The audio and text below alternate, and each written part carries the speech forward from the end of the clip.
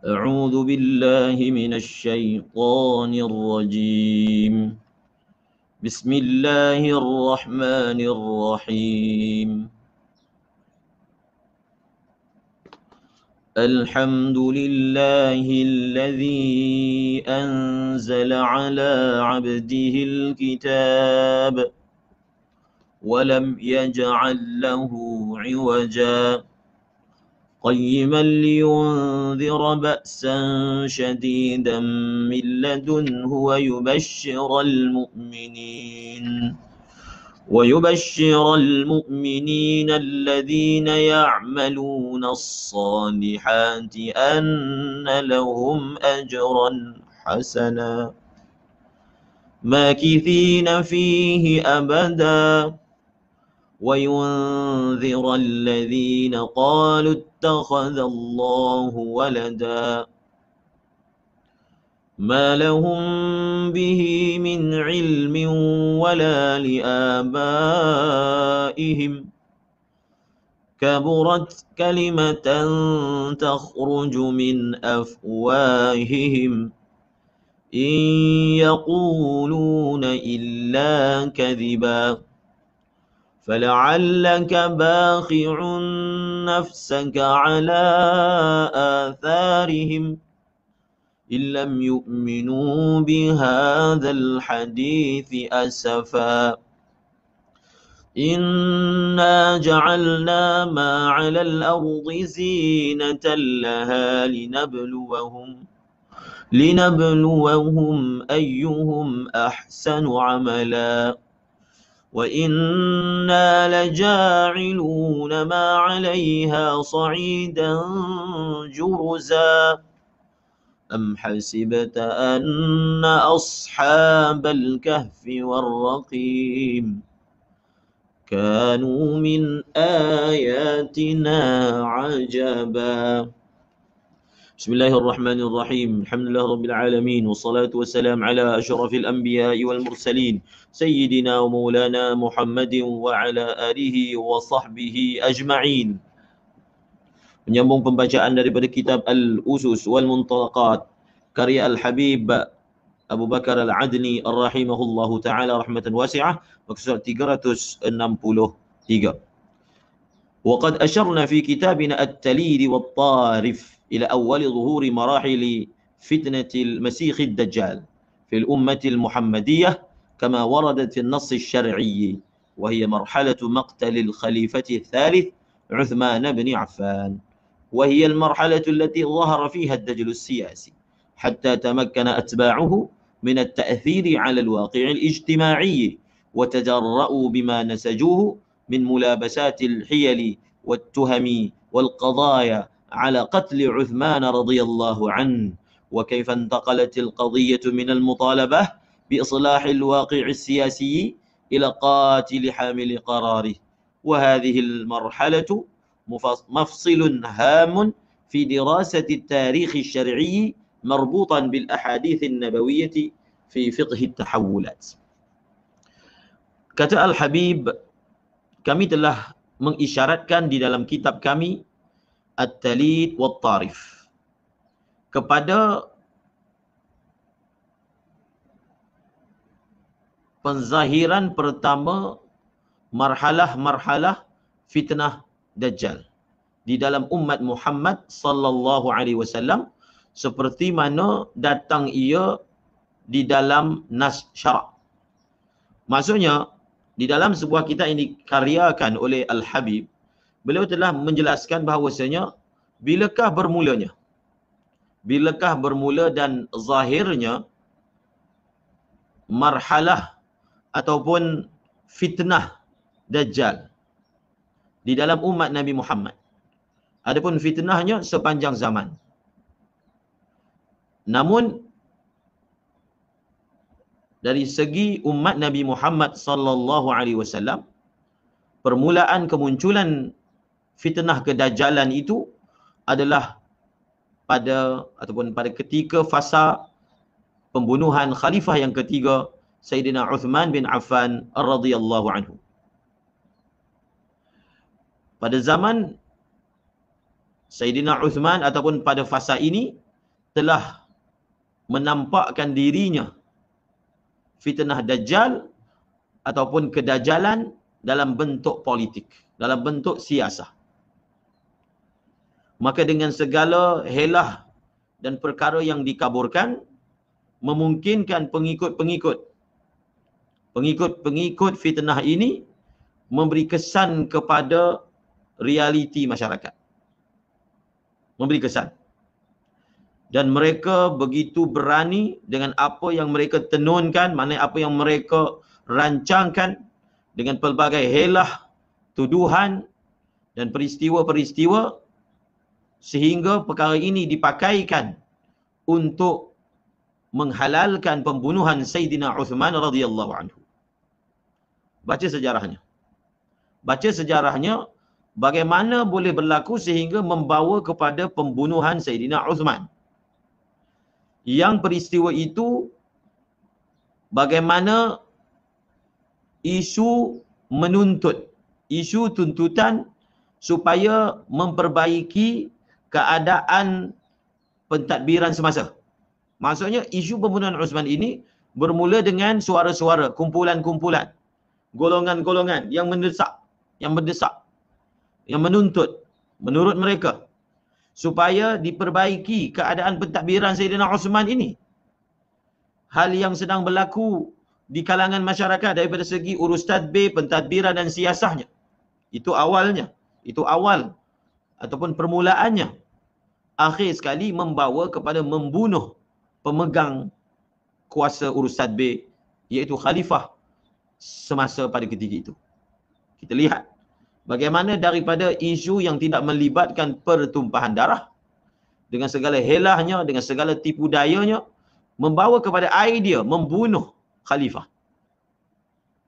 Semangat untuk memperbaiki urusan negara, kadang-kadang dia boleh membawa kepada ekstrim, menghalalkan darah pemerintah. Ini adalah satu fasa. Ini adalah satu fasa yang menjadi border penting, yang menjadi suatu fasa masa yang penting di dalam kajian terhadap sejarah syarak.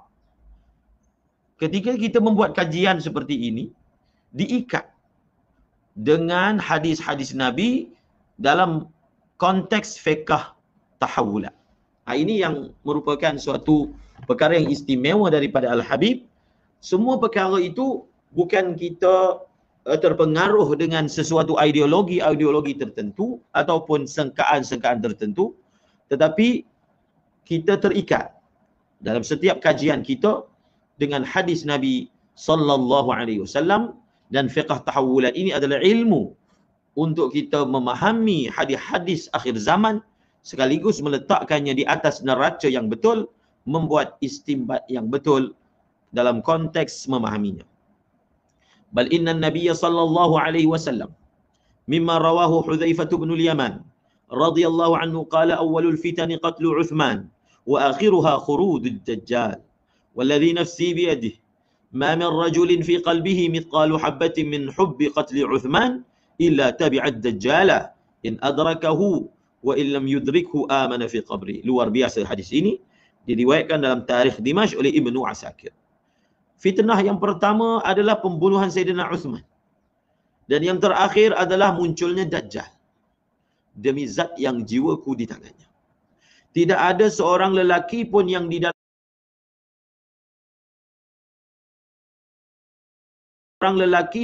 dalam hatinya ada sebesar zarah suka dengan peristiwa pembunuhan Sayyidina Uthman, melainkan dia akan mengikut Dajjal. Kalau dia menemui Dajjal, dia akan ikut Dajjal. Dan sekiranya dia tidak sempat menemui Dajjal, iaitu dia mati, dia akan beriman dengan Dajjal di dalam kuburnya. Di dalam kuburnya. Wa akhraja Ahmadu an Abdullah bin Salam radhiyallahu anhu qala la taqtulu Uthmana fa innakum in fa'altum lam tusallu jami'an abadah. Janganlah kamu membunuh Sayyidina Uthman. Hadis riwayat Ahmad. Hadis ini riwayat Imam Ahmad. Jangan kamu membunuh Uthman, kerana sesungguhnya kamu, kalau kamu melakukannya, kamu tidak akan sembahyang bersama buat selama-lamanya. Adakah kita faham apakah ulat yang ada dalam otak orang yang memberontak sekaligus membunuh Sayyidina Uthman, orang Islam?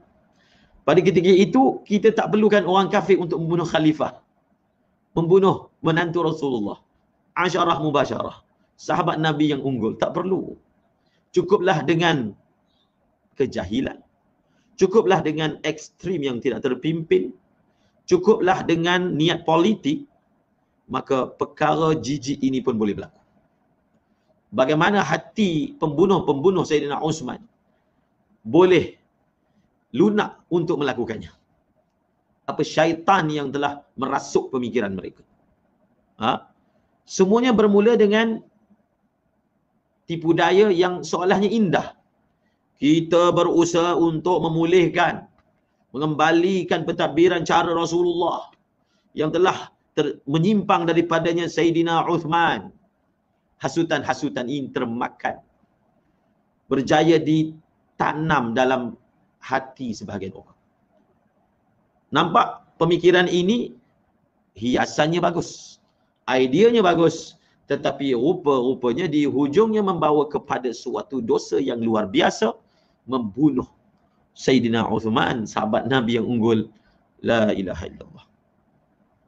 Wa an Samurata qala innal Islam kana fi hisnin hasin wa innahum thalamu fil Islami thulmatan biqatlihim Uthmana la tusaddu ila yaumil qiyamah. Sebab itu kita ingatkan betul-betul. Kita ingatkan betul-betul, inilah yang Nabi, antara perkara yang Nabi takutkan daripada perkara-perkara yang tak melibatkan pertumpahan darah, tetapi dengan semangat yang tidak terpimpin, maka dengan anak-anak muda yang bersemangat, dia boleh bawa kepada idea pertumpahan darah. Kita sangat tidak bersetuju dengan penjarakan saf. Dan kita tidak melihat keputusan itu wajar. Dengan segala ketidakseimbangan keputusan, dan tidaklah bersifat mesti seperti itu. Namun kerana terpaksa dan dikerasi, maka kita tetap berjuang untuk menghidupkan masjid. Dengan apa pun keadaan masjid. Tidak membiarkan masjid terkapai-kapai. Kalau semua orang masjid ambil keputusan tak nak datang masjid, maka menanglah agenda Dajjal. Kosongkan masjid. Kosongkan masjid, maka dengan segala kekesalan, dengan segala kekecewaan, dengan segala sedih dalam hati, kita berjuang bersama masjid. Jangan tinggalkan masjid. Tetapi sahabat-sahabat yang berjuang dengan perkara ini, ada juga keluar daripada tulisan mereka, keluar daripada mulut mereka soal berperang. Soal berperang. Soal mengangkat senjata. Jangan. Jangan. Ini tipu daya. Ini tipu daya. Ini bukan perkara yang sampai syarak mengizinkan kita angkat pedang. Nampak macam bagus. Oh, hebat orang ni, sedia perang. Kalau berperang dengan makna majazi tak apa. Maknanya kita lawan. Saya pun lawan. Kita pun bantah. Kita pun tak setuju. Bila ada peluang, memang kita tidak akan melakukannya. Kita semayang rapat bila ada peluang lah. Tapi di tempat yang luar daripada kawalan kita, maka kita anggap kita terpaksa. Tapi jangan bicara sampai kata nak angkat pedang. Apa kamu nak angkat pedang, kamu nak bunuh siapa? Kamu nak bunuh siapa? Nak bunuh orang Islam? Nak mengulang balik sejarah pembunuhan Sayyidina Uthman? Jangan menjadi pencetus fitnah. Ini dah biasa berlaku sepanjang zaman. Sejarah mengajar kita tentang perkara ini, jangan mengulangi kesilapan ini. Jangan mengulangi kesilapan Syria. Jangan mengulangi kesilapan Syria. Maka kita terus memperkatakan kebincangan ini, tetapi dalam masa yang sama kita mempunyai semangat yang terpimpin. Pada muka surat 364. Nabi SAW bersabda, sesungguhnya Islam itu dahulu Islam itu berada di dalam kubu yang kukuh. Dan sesungguhnya orang-orang Islam telah menjadi sumbing. Islam itu, orang-orang Islam itu, keadaan mereka telah menjadi sumbing dengan mereka membunuh Sayyidina Uthman, dan sumbing ataupun cacatnya keadaan itu tidak dapat ditampung dan tidak dapat ditampal sehinggalah hari kiamat. Wa akhraja Muhammad bin Sirin qala lam tufqadil khailul balaqu fil maghazi wal juyushi hatta qutila Uthman. Tidak akan hilangnya ataupun tidak ditemuinya kuda yang berwarna balak di dalam peperangan dan tentera sehinggalah terbunuhnya Sayyidina Uthman. Di dalam hadis-hadis dan riwayat-riwayat ini terdapat isyarat yang sangat penting kepada menyelinapnya fitnah dalam isu-isu umat Islam dalam bentuk siasah. Dalam bentuk siasah. Fitnah ini mempunyai tangan-tangannya dalam merobek sendi-sendi umat Islam dalam bentuk kepimpinan, dalam bentuk siasah. Dan sesungguhnya posisi Dajjal, beradanya Dajjal di dalam alam Islam dan orang Arab semenjak saat itu, maksudnya pembunuhan Sayyidina Uthman, bermula daripada apa? Cuba kita lihat. Bagaimana fitnah ini digerakkan? Bermula daripada titik apa? Bermula daripada poin apa? Poin ini sangat memberi kelebihan kepada perancang-perancang kerosakan. Mula daripada apa? Apa yang kita dapat faham? Dia bermula daripada titik bertelagah soal isu kepimpinan. Siapa sepatutnya layak mentadbir. Isu ini adalah satu titik yang kalau digerakkan, dia boleh membawa fitnah yang besar. Walaupun nampak macam usaha itu bagus. Siapa sepatutnya memegang qarar? Siapa sepatutnya pemegang keputusan? Tetapi kalaulah digembar-gemburkan, dia akan membawa kepada idea-idea syaitan. Nampak seperti orang yang menyuruh kepadanya sedang berusaha memulihkan. Tetapi tersimpan syahwat yang tersembunyi dalam hati dia. Tersimpan. Ada benda yang dia nak. Bukan soal Islam sebenarnya, tapi soal pribadi. Dia telah berlaku. Sehingga membawa kepada pembunuhan Sayyidina Uthman. Perkara yang ke-9, yataharrakul Masihud Dajjal wa ma'ahu min Yahudi Asbahan 70,000. Kemudian Syekh membawa beberapa peristiwa yang akan berlaku saat kemunculan Dajjal. Yang lebih terperincinya kita akan baca dalam pelajaran kita, iaitu bacaan hadis-hadis Dajjal daripada kitab Miskatul Masabih. Syaitan akan bergerak, Dajjal akan bergerak bersama dengannya daripada Yahudi Isfahan 70,000 orang. Dan peristiwa ini akan berlaku bila? Keluarnya Dajjal. Dan dia akan keluar bergerak bersama dengan 70,000 orang Yahudi daripada Isfahan. Peristiwa ini akan berlaku selepas kemenangan Imam Mahdi terhadap kota Rom. Kemenangan Imam Mahdi terhadap kota Rom. Dan perkara ini, iaitu berita kemenangan Imam Mahdi ini, membangkitkan amarah Dajjal.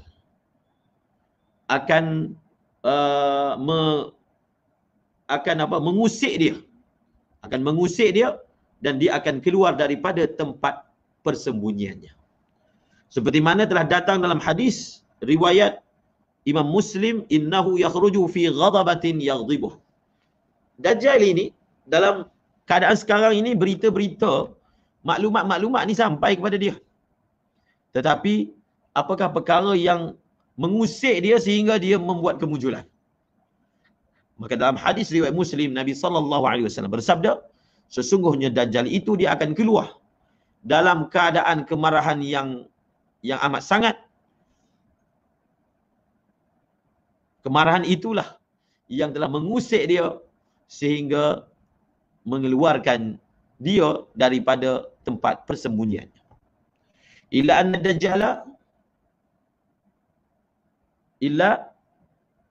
Dajjala yabda'u badi'a dhi bad'in bida'wal iman wad-diyanah was-salah wat-taqwa hatta yumila ilayhi an-nasa wa yuhibbunah wa lam yazal yadhharu hatta yaqduma al-Kufata 'ala al-Iraq thumma yudhhira ad-da'wa bin-nubuwah ويتفرق عنه الناس ثم يدعي الألوهية وتظهر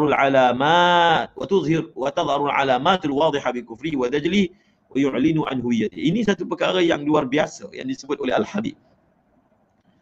Awal-awal kemunculan Dajjal, dia tidak terus muncul